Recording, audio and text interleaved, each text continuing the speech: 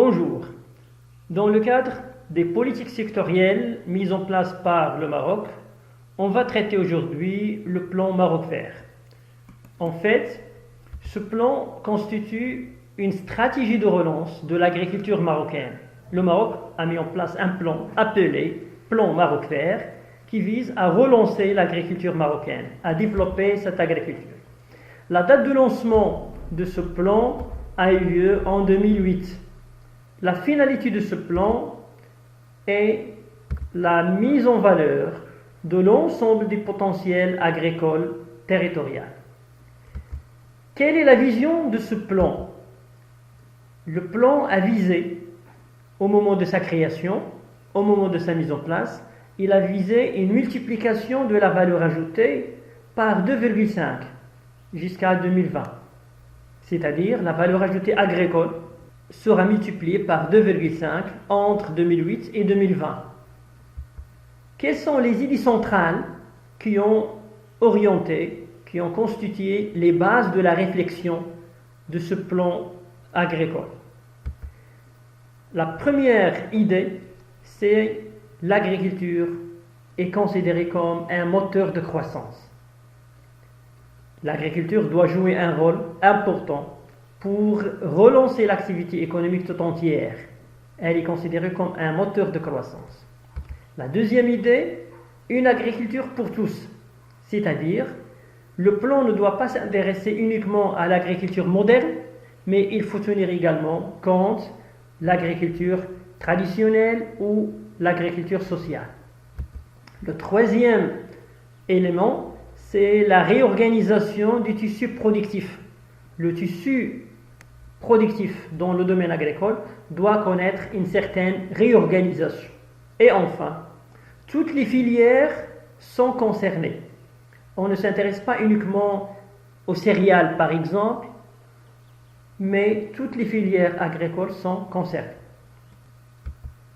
Le plan Maroc vert repose sur deux piliers essentiels.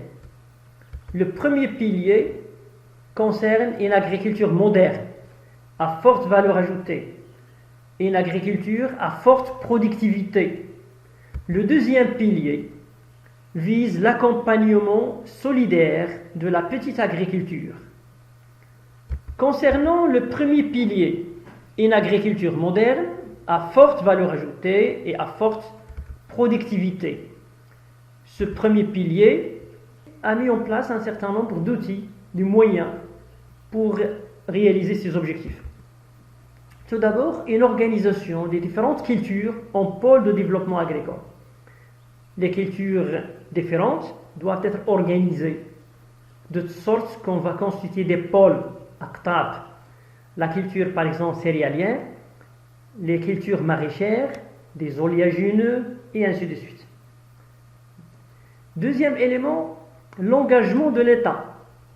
L'État s'engage pour instaurer un cadre incitatif à travers des subventions, à travers l'aménagement de la fiscalité, à travers la formation, et ainsi de suite. Un autre élément, c'est l'organisation des agriculteurs dans le cadre de ce qu'on appelle l'agrégation, dans le but de réaliser des partenariats gagnant-gagnant. Il s'agit de développer des relations entre les partenaires, l'État, les fournisseurs des matières premières, les banques, les assurances. Tous les intervenants vont réaliser des contrats pour développer ce secteur. Les banques qui donnent des crédits, les assurances également qui assurent les différentes cultures, l'agriculteur lui-même, l'État et ainsi de suite. Tout le monde est concerné. Le deuxième pilier, l'accompagnement solidaire de la petite agriculture. Ce deuxième pilier vise la réalisation des objectifs suivants. Tout d'abord, l'augmentation du revenu des agriculteurs, des exploitants. Lutter contre la pauvreté. Si on augmente le revenu des agriculteurs, alors on va participer à réduire la pauvreté dans le monde rural et donc à améliorer le niveau de vie et à augmenter l'IDH, l'indice de développement humain. Également, il s'agit de développer le monde rural de façon intégrée, éviter la désintégration qui existe entre une agriculture développée et une agriculture traditionnelle. Parmi les outils utilisés, on a l'appui à la reconversion vers les secteurs porteurs, remplacer, substituer les superficies céréalières, c'est-à-dire les superficies destinées à la production des céréales, l'orge, le blé, le maïs et ainsi de suite, par des cultures à haute valeur ajoutée. Au lieu de produire les céréales, on va produire par exemple les olives. Donc il faut développer la culture des oliviers, des amandiers, des figuiers et ainsi de suite. Et cela va contribuer à l'augmentation du revenu des agriculteurs. Deuxième élément, un projet d'intensification. L'amélioration de la productivité et valorisation des productions à travers des actions de formation, de mécanisation, de micro-irrigation et ainsi de suite. Il s'agit ici d'encourager les agriculteurs à utiliser la mécanisation, utiliser plus de techniques, où l'État également va jouer un rôle pour former les agriculteurs. Encourager ces agriculteurs à utiliser la micro-irrigation. À un moment donné, l'État marocain s'engage vers la construction des grands barrages. Mais maintenant, on cherche à encourager la micro-irrigation. Un autre élément, c'est la diversification. Il s'agit d'encourager les agriculteurs à créer des revenus agricoles complémentaires. Au lieu de se limiter à la production, par exemple, des céréales, pourquoi ne pas en même temps créer, produire d'autres éléments qui ont une valeur ajoutée élevée?